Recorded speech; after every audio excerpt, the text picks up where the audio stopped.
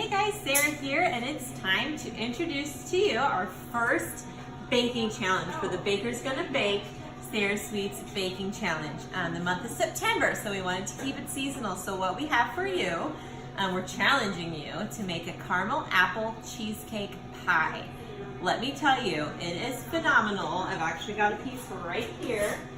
It's a graham cracker crust with a caramel layer in the crust, and then a sweet cinnamon apple filling, and then a layer of cheesecake, and then whipped cream on top. You are gonna love it. But it has a lot of steps. All right, so we're gonna take you through each step in this video. We've also got the recipe posted just with a picture. If you're not one to watch videos, you can follow the recipe there. So we are going to get started with the crust. Okay, with this cheesecake pie, we are gonna be using a springform pan. What makes a springform pan different than a regular pan is it just has a crust or a bottom that can be removed. This springform pan actually was my mom's. So when I was in middle school, I had a little side business making cheesecakes because I enjoyed it, and this was the pan I used. So this is the very pan, from the beginning when I first started baking.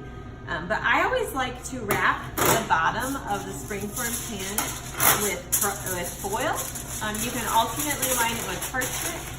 But what that does is it makes your cheesecake way easier to get out, okay? So I wrap it with foil, and then this thing just pops in like so, okay? And then what I like to also do is give the pan a good spray. That way your crust does not stick, okay? So whatever baking spray you like to use at home, if you don't have baking spray, you could, just spread some butter in there or some oil. But that's just a nice to make it not stick. Okay, so we're doing just a basic graham cracker crust here. So I've got, 6 tablespoons of melted butter here. You want to do unsalted so you can control the level of salt. And then 1.5 cups of graham cracker crumbs. Now we are here at the bakery today, so I am fortunate that we buy them in big boxes that are already crushed. But if you're going to crush these yourselves at home, that is about a half of a box is a cup and a half. And then I'm gonna do 3 tablespoons of sugar, which I have right here in this bowl, and then a 1/4 teaspoon of cinnamon, or half a teaspoon of cinnamon.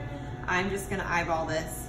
And like I said, we've got all this recipe stuff typed out for you, so you don't have to try to listen to what I'm saying here and remember it. Okay, and then I'm just gonna stir that all up, and it's gonna make a nice kind of moist mixture for those of you who like that word moist. And then once it's all mixed together, we can pat that into our crust. We use something similar to this also, like as the crust for our s'mores cupcakes, though we did put cinnamon in it. Do we put cinnamon in it? No cinnamon. You can tell how much I actually bake cupcakes here, huh? So I'm gonna dump this into the crust, and you wanna go, you're not gonna have these super high sides, but you can zoom in here on this. And then you just kind of want to pat up the side just a tad, like so. And then pat the bottom so it's nice and firm, okay? Now some graham cracker crust asks you to bake it ahead of time, and we're gonna do that here so it's nice and golden brown. Some you just pat in and throw it in the fridge. It just depends on the recipe, depends on what you like. I like the flavor of the toasted graham crackers, so that's why we're gonna bake this. So I've got my oven preheated to 375. I'm gonna get that off there. I'll just use my fingers because I'm gonna be the one eating this. I've got my oven preheated to 375, so I'm just gonna pop this in for about 10 minutes until golden brown. Now on to make the filling for the caramel apple cheesecake pie. So you want between 4 to 6 apples. These are the largest apples I've ever seen, so that's why I only have 4, and these are Honeycrisp apples, which are my favorites. You want to use anything that is a crisp, firm apple. Definitely you want to pick something that's got a little bit of tartness to it. If you do the super sweet ones, it's just not going to be very balanced. So that's why I chose the Honeycrisp, because they are my favorite apples to eat in the world. So we actually use these in our spiked apple cider cupcakes, which will be coming to the bakery next week, which is the second week of September. So what you're gonna do is just peel your apples. Probably not totally necessary, but whenever I have an apple dessert, I like the peels to be taken off. But what we're essentially making here is a homemade apple pie filling. It's very similar to if you've ever eaten at Cracker Barrel and you've ordered those like sauteed cinnamon apples as a side. This tastes kind of like that. And when I made this pie at home last night, I tried feeding some of the apples to my 1-year-old thinking he would love them, and he refused to eat them, which I thought was kind of funny. But we ate them as a side to our dinner. They were delicious. So, like I said, I'm using Honeycrisp. You could do a Granny Smith would be good. I don't know, what's other tart apples? If you're watching, comment with what your tart apples would be, tart apple choices.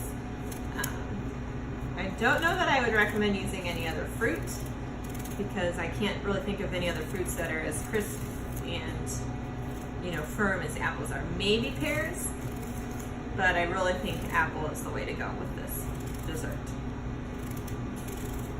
So you're just gonna keep peeling it. If you have a fancy apple peeler, by all means use it. I've tried using those before, and it's usually quicker for me just to peel it with my, you know, thumb and a knife. We've got one more here.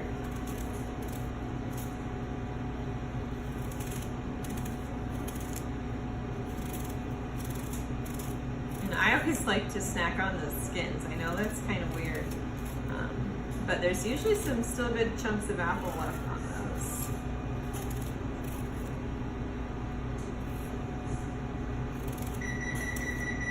Our oven's preheated for our crust, which we probably already have in the oven based on how this video is actually going to run. Okay, so we got them there. So then I'm going to just take a big knife and lop off all the sides. Now if you have one of those fancy apple cores, by all means, use that. We don't really do fancy here. This works just as well. And then I'm going to do this to all my 4 apples. And then I'll just have to thinly slice them.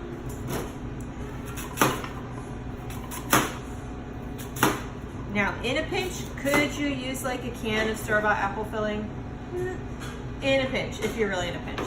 I would not recommend it though. I'm going to go ahead and get my butter melted for the filling. So I've got a pot on the stove here, and I'm just going to put it on like medium high. And we forgot to get the butter out. That's okay, you can follow me.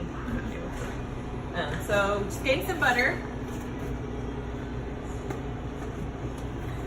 Here we go. And as always, I like to use unsalted butter.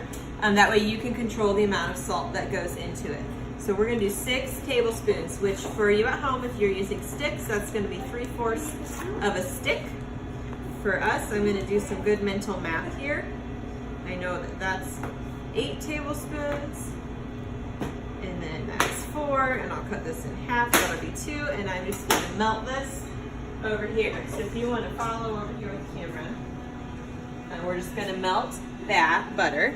And while the butter melts, I'm gonna just run a knife through the rest of these apple slices. Like so. I like to slice them pretty thin. They seem to get tender more quickly that way. And it's only supposed to be 3 tablespoons of butter. I looked at the wrong section of my recipe. This is why I'm not on the Food Network. So let me yank out some of this butter here. So I know this is not a live video, but it might as well be with the type of mistakes here.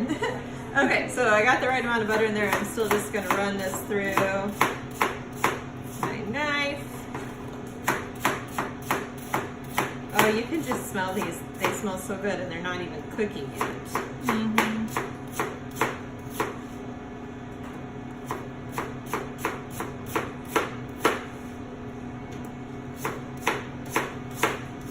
Can't wait for in a couple weeks we can take my boys to Suiters, Corn Maze, get some apple cider. My 1-year-old is going to have a blast playing in those corn bins. He loves to get messy, where my 4-year-old does not. He does not really care to get messy. I know Theo is gonna love playing there.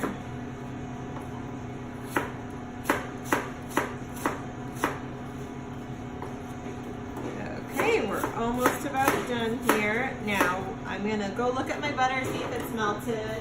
Bree, if you just wanna stand over here and you can kind of pan back and forth. So we're almost there. I'm gonna go ahead and add my brown sugar and my cinnamon to this. So I've got 3 tablespoons of brown sugar and then a 1/4 teaspoon of cinnamon. And I'm gonna do a pinch of salt, which I will add in a minute here once I get that out. Let me grab a scraper.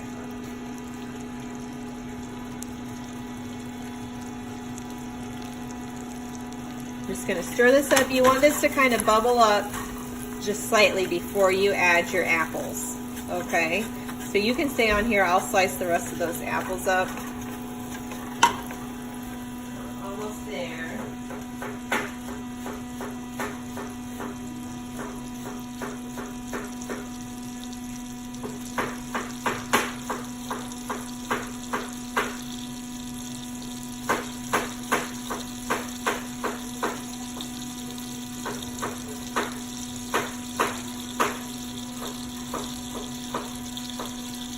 All right, now I'm going to add my apples.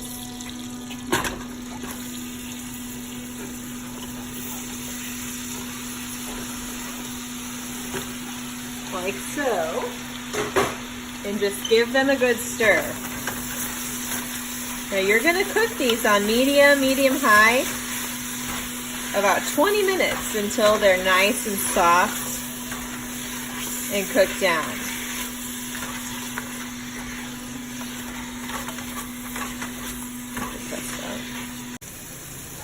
This is about 20 minutes into the apples cooking, and you can see they're really soft, and if you could smell they smell delicious. So that looks really good.